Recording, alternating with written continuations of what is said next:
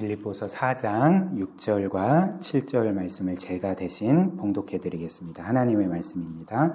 아무것도 염려하지 말고 다만 모든 일에 기도와 간구로 너희 구할 것을 감사함으로 하나님께 아뢰라.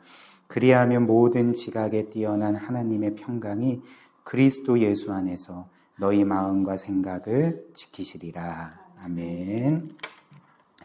우리가 지난주에 4장 6절을 함께 살펴보았습니다. 성경은 우리에게 뭐라고 말합니까? 아무것도 염려하지 말고 오직 모든 일에 기도와 간구로 하나님께 감사함으로 너희의 구할 것을 아뢰라, 이렇게 말씀을 했죠.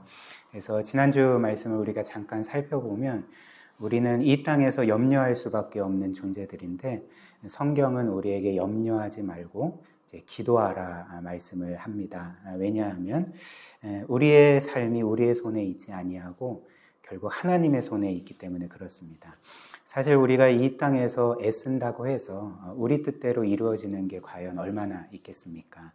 우리는 우리 힘으로 이룬다 생각을 하지만 사실 우리 인생은 우리의 손에 의해서, 우리의 힘과 지혜와 계획에 의해서 이루어지는 것이 아니라 천지 만물을 주관하시고 이 세상 모든 사건들을 통제하시는 하나님의 뜻대로 모든 일들이 이루어지는 것이죠. 그렇기 때문에 우리는 우리의 힘을 의지하지 않고 이제 하나님의 그 주권, 하나님의 힘과 지혜, 무엇보다도 이제 우리에게 베풀어 주신 그 아들까지 아낌없이 내어 주실 정도로 우리를 사랑하시는 그 하나님의 사랑, 우리 아버지의 신실하심을 의지하면서 이제 모든 일에 기도와 간구로 그리고 감사함으로 우리의 많은 문제들 또 우리의 많은 간구들을 하나님께 아뢰야 된다는 것, 우리가 지난주에 함께 살펴보았고요. 그렇다면 오늘은 이제 7절 말씀으로 우리가 이렇게 감사함으로 하나님께 아뢰일 때에 이제 우리가 예상하는 7절의 말씀이 어떻게 되겠습니까? 6절에서 너희는 아무것도 염려하지 마라. 모든 일에 기도와 간구로 감사함으로 하나님께 아뢰라. 이렇게 말씀을 했다면 우리가 6절 말씀에서만 딱 멈추고 이제 7절이 어떤 말씀이 나올까 이렇게 바라볼 때에 이제 보통 사람들이 예상하는 7절 말씀은 이런 것이 아니겠습니까? 우리가 구하니까 이제 7절은 그렇게 하면 하나님이 너희의 모든 소원을 들어주실 거다. 이런 말씀이 나오지 않을까. 우리가 이렇게 생각을 할 수가 있을 것 같습니다. 즉 하나님이 너희 소원을 다 이루리라. 그래서 무엇이든지 말해라. 그럼 내가 이루리라. 이제 이런 말씀을 기대하지만 그러나 오늘 7절 말씀은 이제 우리의 예상과는 다른 말씀을 하는 거죠. 어떤 말씀입니까? 이제 그리하면 모든 지각에 뛰어난 하나님의 평강이 그리스도 예수 안에서 너희의 마음과 생각을 지키시리라. 우리는 기도 응답을 원하는데 성경은 우리에게 어떻게 말하냐면 너희의 마음을 지키실 거다. 너희의 마음과 생각을 그리스도 안에 있는 하나님의 평강이 지킬 거고 붙을 거다. 그 평강을 주실 거다. 그래서 우리는 사실 내가 이렇게 그 인생의 위기 가운데 여러 문제 가운데 힘들고 아파할 때 사실 물론 마음의 평강도 원하지만 궁극적으로 원하는 것은 문제 해결인데 이제 하나님은 마음의 평강, 하나님의 평강을 주신다고 하니까 뭔가 좀 이거 내가 기대한 바가 아닌데 라고 좀 실망하실 수도 있을 것 같습니다. 그러나 이는 하나님께서 우리의 필요에 응답하시지 않는다는 말은 아닌 거죠. 이제 하나님은 분명히 6절 말씀처럼 염려하지 말고 너희의 구할 것을 감사함으로 하나님께 아뢰라 말씀을 하셨고 그리고 우리의 아버지께서는 우리의 필요를 다 아시고 어떻게든지 자녀에게 가장 좋은 것을 주시기를 원하시는 분이니까 우리의 기도의 제목들에 응답하시는 분이 그리고 우리가 구한 것보다 더 선하고 좋은 것으로 채워주시는 분이 하나님이시기 때문에 우리는 그분이 우리의 기도에 응답하시라는 것을 확신하면서 기도해야 되는 것입니다. 그러면 이것은 우리의 기도에 실제적으로 우리가 원하는 바를 주시지 않겠다는 말이 아니라 더 나아가서 이제 궁극적으로 우리에게 필요한 것을 하나님이 주신다는 거죠. 그게 뭐냐면 이제 그리스도 안에서 하나님의 평강을 경험하게 하신다는 겁니다. 그 평강이 우리의 생각과 마음을 지킨다는 거죠.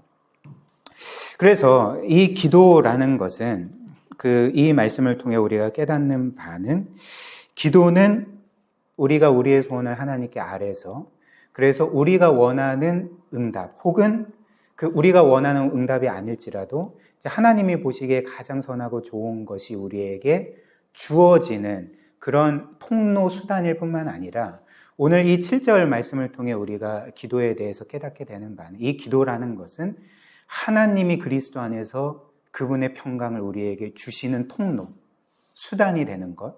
그래서 염려 가운데 흔들리고 그리고 때로는 걱정하고 낙심하고 좌절하는 우리의 마음을 강하게 온전히 붙드는 그런 하나님의 평강을 경험하게 하는 통로요, 수단이 바로 이 기도라는 것을 이 7절 말씀이 우리에게 말씀해 준다는 것입니다. 특별히 이 성경은 이 기도를 통해서 우리가 그리스도 안에서 얻는 평강을 이제 하나님의 평강이라고 말을 하고요. 특별히 어떤 평강이냐면 모든 지각에 뛰어난 하나님의 평강이라고 합니다. 여기에서 모든 지각에 뛰어나다는 것은 이제 쉽게 말하면 우리의 모든 이해력을 뛰어넘는 하나님의 평강이라는 말입니다. 이는 무엇을 의미할까요? 그러니까 이 세상의 어떤 지혜와 지식과 또 상식으로는 도저히 이해할 수 없는 하나님의 평강이라는 거죠. 그러니까 무슨 말이냐면 인간적으로는 결코 평안할 수 없는데 인간적으로 생각할 때는 여전히 문제가 해결되지 않아서 걱정해야 되고 낙심해야 되고 좌절해야 되고 절망해야 되고 우울해야 하는 것이 당연한 것인데 세상 지혜로는 도저히 이해할 수 없는, 도저히 이것을 설명할 수 없는 하나님의 평강이 우리에게 주어진다고 할 때 그것을 바로 이제 모든 지각에 뛰어난 하나님의 평강이라고 부르는 것입니다. 여러분들은 이런 평강을 경험해 보시지 않았습니까? 세상적으로는 도저히 설명이 불가능한데 분명히 문제가 해결되지 않은 채 그대로 남아있고 내 마음이 그것으로 인해서 괴롭고 슬프고 아픈데 그럼에도 불구하고 세상의 어떤 상식으로는 도저히 이해하고 해석할 수 없는 하나님의 평강이 그리스도 안에서 우리에게 주어지는 것을 우리가 성도로서 경험하게 되지 않습니까? 바로 이 모든 지각에 뛰어난 하나님의 평강이 바로 우리가 신앙생활하면서 경험하는 그 평강을 가리키는 거죠. 그러니까 그 평강을 우리에게 말씀해 주고 있고 그 평강이 우리가 기도할 때 하나님이 우리에게 주시겠다 약속하신 평강이라는 것입니다. 그렇다면 이제 우리는 기도할 때 어떻게 이런 하나님의 모든 지각에 뛰어난 평강을 얻을 수가 있는가, 누릴 수가 있는가? 성경은 이에 대해서 이 하나님의 평강을 우리가 누구 안에서 얻고 누린다고 말합니까? 그리스도 안에서 이 하나님의 평강을 너희는 얻을 수 있고 경험하고 누릴 수가 있다. 이렇게 말을 하고 있습니다. 그래서 모든 지각에 뛰어난 하나님의 평강이 그리스도 예수 안에서 너희 마음과 생각을 지키시리라. 이렇게 말씀을 하는 거죠. 그렇다면 이제 그리스도 안에서 이 하나님의 평강이 우리에게 주어지고 우리가 그것을 경험하고 누릴 수가 있다고 성경이 우리에게 약속을 하는데 그렇다면 이것을 우리는 어떻게 이해해야 될까? 이 말씀을 이해하기 위해서는 우리가 이제 성경에서 사용되는 그리스도 안에서라는 말의 이제 의미를 알 필요가 있습니다. 그래서 성경이 그리스도 안에서라는 말을 할 때 이것이 어떤 의미로 쓰이는지를 우리가 알면 이제 그리스도 안에서 얻는 하나님의 평강이 어떤 것인지도 이제 잘 알 수가 있으리라 생각을 합니다. 그래서 이 그리스도 안에서라는 말은 이제 성경에서 특별히 바울 서신에서 어떤 것을 의미하냐면 우리가 예수 그리스도와 하나로 연합되었다는 것을 의미하고 그리고 혹은 그리스도께서 이루신 구원의 효력이 그분 안에서 우리에게 주어진다는 것을 의미할 때 너희는 그리스도 안에서 구원받았고 그리스도 안에서 하나님의 자녀가 되었고 이런 등등의 표현으로 우리에게 그 구원의 신비를 알려주는 것입니다. 그래서 예를 들면 성경은 우리가 어떻게 구원받았다고 말합니까? 물론 요한복음 3장 16절 같은 경우는 이제 너희가 그 독생자 예수 그리스도를 믿을 때 이제 멸망하지 않고 이제 영생을 얻게 된다. 이런 식으로 너희는 그리스도를 믿음으로 구원을 받게 된다. 이렇게 말하지 않습니까? 그러나 바울 서신을 보면 이제 더 이제 구체적으로 말하는 거죠. 우리가 예수님을 믿을 때 왜 그분의 죽으심이 우리의 죽음이 되고 왜 그분이 이루신 구원이 우리가 마치 이룬 구원처럼 주어지는가? 이제 이 빈 부분을 설명하는 것이 이제 그리스도 안에서라는 말이라는 거죠. 그래서 그 성경은 이에 대해서 그리스도께서 죽으신 것이 왜 우리의 죽음이 되고 그리스도께서 부활하신 것이 왜 우리가 부활하는 것이 되고 그리스도께서 이루신 구원이 그리스도와 상관없는 우리의 구원이 되는가? 어떻게 해서 그렇게 되는가? 그러니까 그리스도 안에서 우리가 그리스도와 한 존재로서 한 존재가 된 것처럼 이렇게 하나가 되었기 때문에 연합이 되었기 때문에 그리스도께서 이루신 구원이 우리의 구원으로 주어진 거다, 선물로. 이제 이렇게 설명을 한다는 것입니다.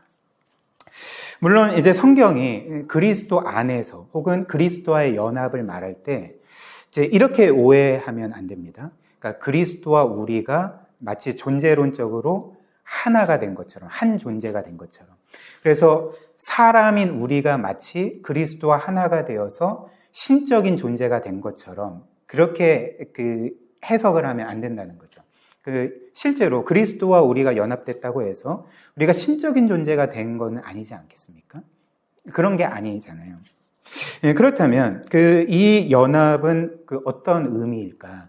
그러니까 제가 이제 말씀드리는 바는 이 그리스도와의 연합, 그리스도와 우리가 하나 된 것은 이제 존재론적으로 한 존재가 된다는 의미가 아니라 이제 언약적으로 그리스도와 우리가 하나가 된다는 의미라는 겁니다. 그러니까 좀 어렵지만 이제 예를 들어서 설명을 해드리면 이 그리스도와 우리가 언약적으로 연합된다는 것, 언약적으로 하나가 된다는 것을 이 땅에서 가장 잘 보여주는 예가 뭐냐면 이제 결혼 제도라는 거죠. 결혼 언약이라는 거죠.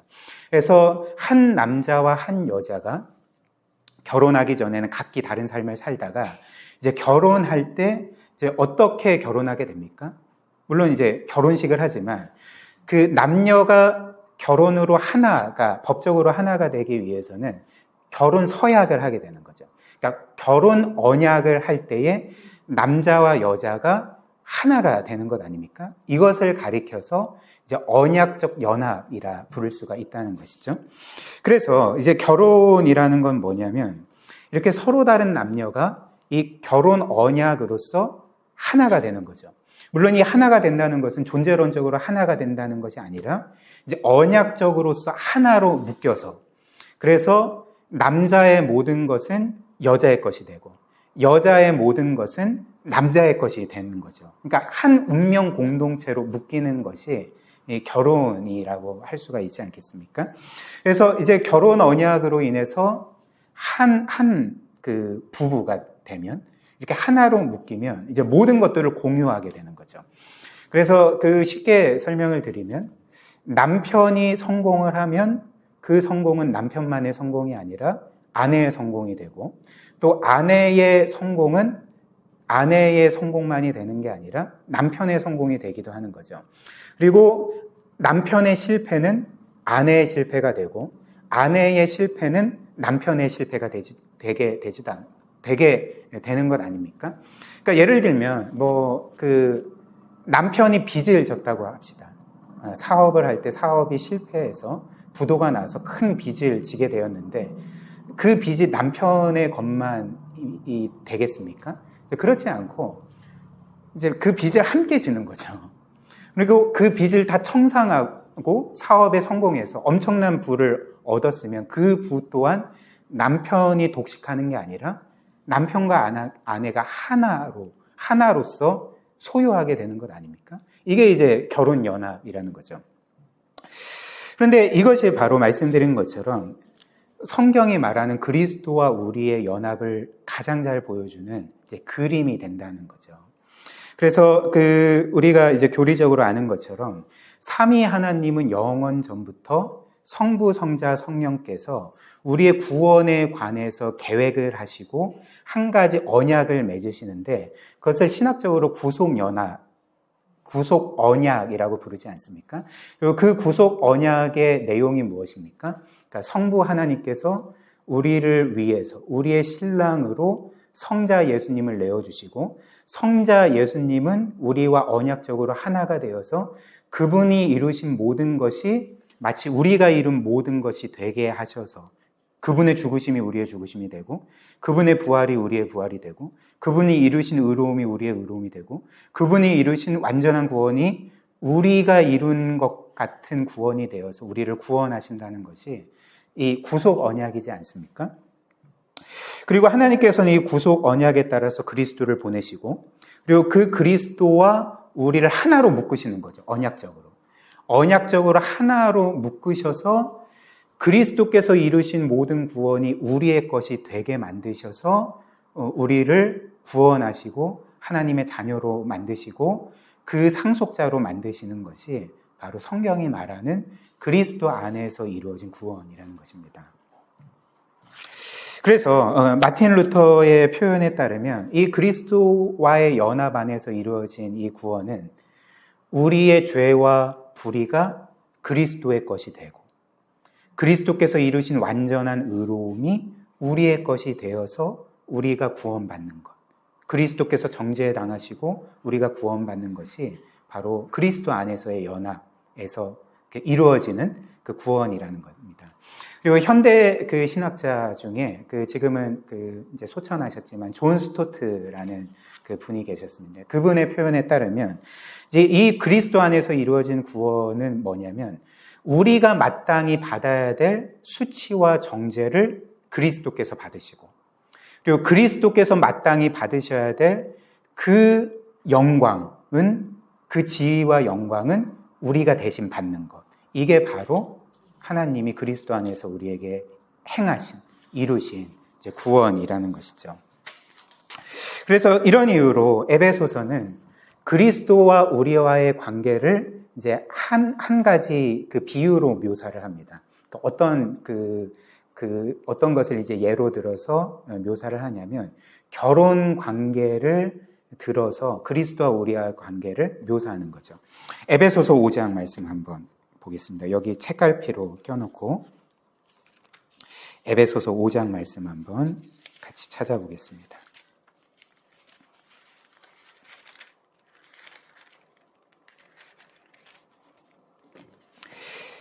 에베소서 5장 22절부터 25절.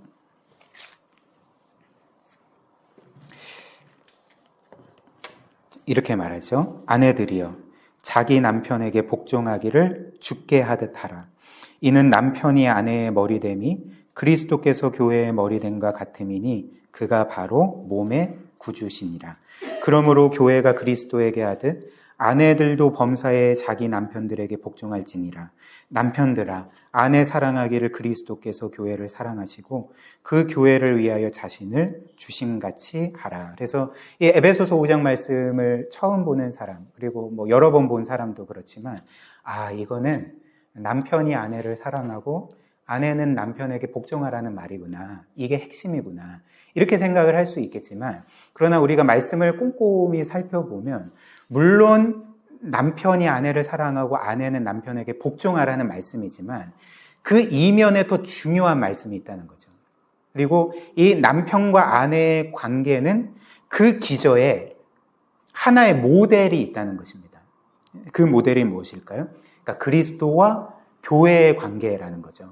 그래서 남편이 아내를 사랑할 때는 그리스도께서 교회를 사랑하시고 그 교회를 위하여 자기 자신을 주심같이 사랑해야 되고 또 아내는 남편에게 복종해야 되는데 왜 하냐면 교회가 그리스도께 복종하듯이 아내도 남편에게 그 질서에 따라서 복종해야 된다. 그래서 결국 이 성경이 말하고자 하는 바는 바로 남편과 아내의 관계는 그리스도와 교회 성도들의 관계를 보여주는 그림자일 뿐이라는 것입니다. 궁극적으로 말하고자 하는 바는 그리스도와의 교회의 관계는 그리스도와 성도들과의 관계는 이렇게 결혼 관계다. 언약적으로 하나로 묶인 관계다. 그렇기 때문에 그리스도는 마치 아내와 같은 교회를 사랑하시되 자기 자신을 다 내어주신 같이 사랑하시고, 그렇기 때문에 교회요 성도인 너희들은 그리스도께 복종해야 된다. 이 말씀을 하는 거죠. 그래서 그 이후의 말씀에 이 사실이 더 분명해지는데요. 31절부터 33절을 한번 보십시오. 더 분명하게 말합니다. 31절입니다. 그러므로 사람이 부모를 떠나 그의 아내와 합하여 그 둘이 한 육체가 될지니 이 비밀이 크도다. 이 비밀이 크도다. 나는 그리스도와 교회에 대하여 말하노라. 그러나 너희도 각각 자기의 아내 사랑하기를 자신같이 하고 아내도 자기 남편을 존경하라. 31절에서 그러므로 사람이 부모를 떠나 그 아내와 합하여 그 둘이 한 육체가 될지니, 이렇게 결혼을 말하고 있잖아요. 근데 32절에 곧바로 뭐라고 말합니까? 그러니까 이 비밀이 크도다 이렇게 말하는 거죠. 이 비밀은 무슨 비밀입니까? 자, 결혼에 대한 비밀인데 이 결혼에 대한 비밀이 너무나도 크다. 왜냐하면 뭐라고 말합니까? 그러니까 나는 그리스도와 교회에 대하여 말하고 있노라 이렇게 말하는 거죠. 지금 사도 바울이 남편과 아내의 관계에 대해서 쭉 설명하다가 갑자기 이 비밀이 크도다. 나는 남편과 아내의 결혼 관계를 진짜 궁극적으로 말하려고 했던 것이 아니라 누구와 누구와의 관계를 궁극적으로 말하려고 했다는 것입니까? 그러니까 그리스도와 교회가 결혼 관계처럼 이 구속 언약, 은혜 언약 가운데 하나로 묶인 거다. 그래서 그리스도께서 이루신 모든 것이 그 모든 사랑과 은혜와 그 영광이 다 너희의 것이 됐다. 이 말씀을 우리에게 주고 있는 것입니다. 그래서 이 빛에서 우리가 로마서 6장 말씀을 함께 살펴보려고 하는데요. 로마서 6장 한번 보십시다. 신약성경 246조.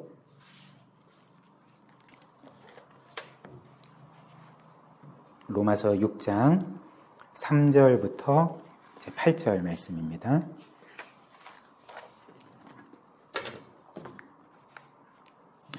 제가 읽겠습니다. 3절입니다. 3절부터 8절까지 그리스도와 합하여 혹은 연합 이런 단어에 주목해서 성경을 한번 읽어보시면 좋겠습니다. 무릇 그리스도 예수와 합하여 세례를 받은 우리는 그의 죽으심과 합하여 세례를 받은 줄을 알지 못하느냐. 그러므로 우리가 그의 죽으심과 합하여 세례를 받음으로 그와 함께 장사되었나니 이는 아버지의 영광으로 말미암아 그리스도를 죽은 자 가운데서 살리심과 같이 우리로 또한 새 생명 가운데서 행하게 하려 함심이라. 만일 우리가 그의 죽으심과 같은 모양으로 연합한 자가 되었으면 또한 그의 부활과 같은 모습으로 연합한 자도 되리라. 우리가 알거니와 우리의 옛사람이 예수와 함께 십자가에 못 박힌 것은 죄의 몸이 죽어 다시는 우리가 죄에게 종노릇 하지 아니하려 함이니 이는 죽은 자가 죄에서 벗어나 의롭다 하심을 얻었습니다. 만일 우리가 그리스도와 함께 죽었으면 또한 그와 함께 살 줄을 믿노라. 이렇게 말씀을 합니다. 지금 로마서 6장에서 사도 바울이 우리의 구원을 어떻게 표현하고 있습니까? 그리스도 안에서 그리스도와 연합하여, 그래서 그리스도와 너희가 언약적으로 하나가 되어서 그리스도께서 죽으신 것은 그분 홀로 죽으신 것이 아니라 언약적으로 연합된 너희와 함께 죽으신 거다. 너희 죄를 짊어지시고 너희와 함께 죽은 것이고, 또 그리스도께서 죽으셨다가 다시 살아나신 것도 그분 홀로 다시 살아나신 것이 아니라 언약적으로 하나 된 너희와 함께 살아나신 거다. 그래서 너희는 그리스도와 함께 죽었고 그리스도와 함께 살아서 그리스도께서 이루신 구원이 너희의 구원이 된 거다. 이게 이제 로마서 6장의 그 구원 설명이라는 것입니다. 그렇다면 이제 마지막으로 본문 말씀으로 다시 돌아와서 빌립보서 4장 말씀으로 다시 돌아와서 이제 성경은 우리가 염려할 때 염려하지 말고 모든 일에 기도와 간구로 너희 구할 것을 하나님께 구하라. 그리하면 이 하나님께서, 이 평강의 하나님께서 모든 지각에 뛰어난 그분의 평강이 그리스도 예수 안에서 너희의 마음과 생각을 지키시리라. 이렇게 말씀하지 않았습니까? 그렇다면 우리가 지금까지 살펴본 내용에 비추어서 이 빛에서 이 말씀을 보면 우리가 이렇게 힘들고 지치고 또 아프고 슬프고 괴로울 때에 우리가 그리스도 안에서 얻는 하나님의 평강은 우리에게 어떻게 구체적으로 주어지는 것입니까? 그리스도 안에서 하나님의 평강이 우리에게 주어진다는 의미가 과연 무엇이겠습니까? 결국은 우리가 그리스도와 연합되어서 하나님이 그리스도 안에서 우리에게 어떤 사랑을 베풀어 주셨는지, 어떤 은혜를 베풀어 주셨는지, 그리고 어떤 구원을 이루어 주셨는지, 그리고 이후에도 영원히 우리가 그리스도와 하나 되어서 이미 얻은 그 지위와 특권과 영광과 그 선하고 좋고 영광스러운 모든 것과 그리고 영원한 나라에서 우리가 그분의 유업으로 받을, 상속자로서 유업으로 받을 그 모든 것이 과연 어떤 것인지를 기억하고 그리고 그리스도와 연합되어서 하나님이 우리에게 일어나는 모든 일들이 결국에는 합력하여 선이 되게 하실 것을 우리가 그것을 기억하고 믿고 확신할 때에 우리가 그 고난 가운데서도 인생의 위기 가운데서 얻는 평강이 바로 이제 그리스도 안에서 우리에게 주어지는 하나님의 이제 평강이라는 것입니다. 바로 성경이 우리에게 오늘 이 평강을 가르쳐주고 또 선포해주고 있다는 것입니다. 이 말씀을 준비하면서 저는 그 과거에 그 한 목사님의 설교에서 들은 예화가 갑자기 생각이 났는데요. 이제 그 예화의 내용이 무엇이었냐면 이 땅에 70년 전에 그 비극적인 전쟁이 일어나지 않았습니까? 6.25 전쟁이 일어나고 3년 동안 참 전 국도가 황폐화되고 특별히 수많은 사람들이 죽고 그에 따라서 수많은 고아들이 생겨나지 않았습니까? 그런데 이게 뭐 실화인지 아닌지는 잘 모르겠지만 어떤 고아가 한 고아가 있었는데 이제 며칠 동안 굶주리고 거의 죽을 위기에 있다가 그 미군에게 구출되게 되었던 것입니다. 그래서 그 아이가 이제 그 미군이 머무는 막사에 와서 그 군인들이 아이를 깨끗하게 씻어주고 그리고 깨끗한 옷을 입혀주고 며칠 동안 굶주렸으니까 이제 따뜻한 음식을 마련해서 그 아이에게 먹게 했던 거죠. 그리고 이제 그 아이에게 말하기를 이제 너는 안전하다. 너는 이제 굶주릴 일도 없고 전쟁의 위기에서 뭔가 큰 일을 겪거나 죽을 그런 위험이 이제는 없다. 왜냐하면 우리가 너를 어찌됐든 끝까지 책임질 거고 너를 지켜 보호해 줄 거고 너가 결코 배고프지 않도록 너에게 계속 음식을 줄 거다. 그러니까 이제 걱정하지 마라. 이렇게 이제 계속 달래고 안심을 시켜줬는데 그 아이가 계속 불안해하는 거예요. 그래서 이제 달래고 어르고 우리가 너희를 끝까지 지켜줄게 이렇게 하고 결국 이제 밤이 돼서 잘 시간이 돼서 그 아이를 이제 침상에 뉘어주고 이불을 덮어줬는데 근데 이렇게 불침번이 이렇게 돌다가 그 아이를 보니까 여전히 잠을 자지 못하고 계속 이제 불안에 떠는 것입니다. 그래서 그 아이에게 이제 계속 왜 불안해하니? 우리가 너를 지켜줄 텐데 그렇게 이야기를 하니까 이 아이가 혹시 내일이라도 내가 버림받지는 않을까? 혹은 내일이라도 다시 쫓겨나서 굶주리지는 않을까? 이런 게 이제 걱정이 돼서 그 아이는 계속 불안해하면서 떨면서 그렇게 잠을 이루지 못했던 것입니다. 그래서 그때 이제 군인들이 했던 게 뭐냐면 그 취사병을 깨워서 이제 큰 샌드위치 하나를 만들어 줘라. 그래서 이제 그 조리병이 아주 이제 맛있는 그리고 크기도 큰 따뜻한 샌드위치를 하나 만들어서 이제 가져다 주었고 그 군인들은 그 아이에게 건네주고 우리가 지금이라도 너에게 음식을 마련해 줄 수 있지 않느냐 이제 안심하고 이제 좀 평안히 자면 좋겠다. 그래서 그때 비로소 그 아이가 샌드위치를 품에 안고 이렇게 잠에 들었다는 그런 예화였습니다. 근데 이게 실제인지 아닌지는 모르겠지만 이 예화가 우리에게 알려주는 바가 무엇일까요? 바꿔 말하면 우리가 우리의 삶에서 염려하는 이유가 무엇이겠습니까? 지난주에 우리가 살펴본 것처럼 우리는 미래를 모르기 때문에 염려하는 것입니다.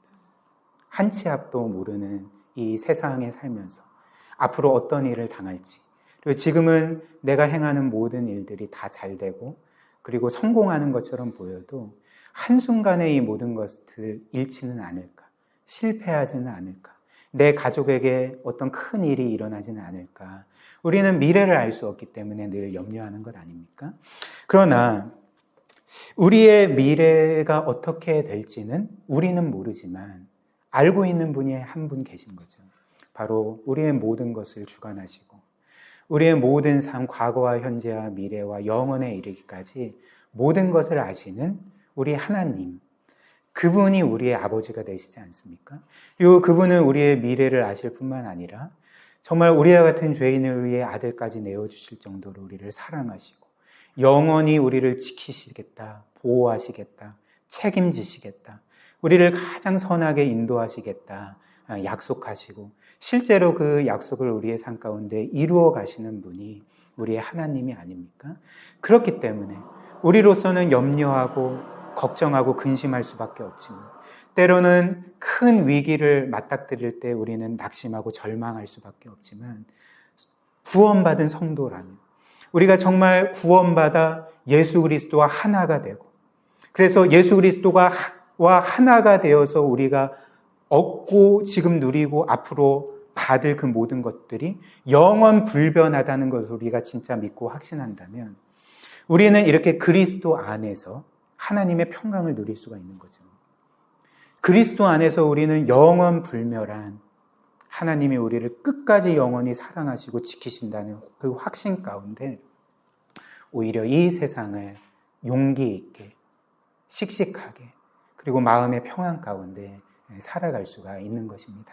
오늘 이 말씀에서 우리에게 약속하는 이 그리스도 안에서 얻고 누리는 하나님의 평강이 늘 우리의 마음을 지키고 붙들고 또 우리의 삶을 풍요롭게 하고 또 감사가 넘치게 하고 늘 하나님을 의지하고 신뢰하고 그분의 뜻대로 살아가게 만드는 그런 복된 은혜 우리 모두에게 주어지기를 주님의 이름으로 축복합니다.